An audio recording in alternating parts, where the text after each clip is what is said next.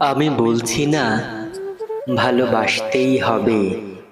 আমি চাই কেউ আমার জন্য অপেক্ষা করুক, ঘরের ভেতর থেকে দরজা খুলে দেবার জন্য। বাইরে থেকে দরজা খুলতে খুলতে আমি এখন ক্লান্ত। আমি বলছি না ভালোবাসতেই হবে। আমি চাই কেউ আমাকে খেতে দিক।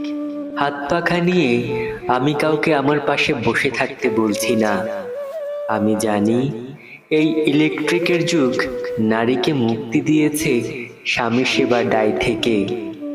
আমি চাই কেউ আমাকে জিজ্ঞেস করুক আমার জল লাগবে কিনা, নুন লাগবে কিনা, পাট শাক ভাজার সঙ্গে আরো একটা তেলে ভাজা শুকনো মরিচ লাগবে কিনা।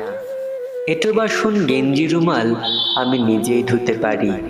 আমি বলছি না ভালোবাসতেই হবে।